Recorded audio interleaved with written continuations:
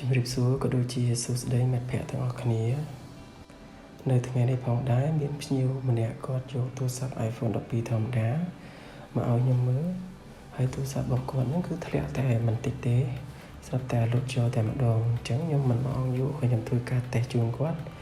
គឺវាលបខ្ចៅចេញអស់ហើយណាមួយគាត់ថាធ្លាក់តែបន្តិចទេអញ្ចឹងក៏ខ្ញុំធ្វើតេស្តទៅរួចរាល់ទៅក៏ដឹងថាវាខុសអេក្រង់អញ្ចឹងក៏សួរគាត់ថាបងអើយខុសអេក្រង់អីចឹងអាចដូរអេក្រង់អត់គាត់ក៏និយាយថាមានអាធូរថ្លៃអត់ខ្ញុំក៏ថាមានអញ្ចឹងគាត់ក៏យល់ព្រម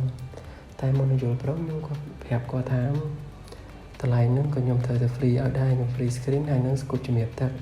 ក្នុងការពារបានដែរតោះមកគាត់ក៏យល់ព្រមតាមខ្ញុំហើយខ្ញុំក៏ត្រូវធ្វើការដកដូរឲ្យគាត់ភ្លាមដោយមិនអង់យូរការដកដូរអេក្រង់នេះគឺយើងត្រូវការសម្អាតកាយឲ្យស្អាតបន្ទាប់មកយើងដាក់ស្គូតជំរាបទឹកហើយយើងដាក់ខ្ចៅឲ្យគាត់មួយណែនទាំងអស់វិញព្រោះអីទូរស័ព្ទធ្លាក់អញ្ចឹងវាគឺគ្រប់ខ្ចៅអញ្ចឹងយើងធ្វើការសម្អាតឲ្យគាត់មកស្អាត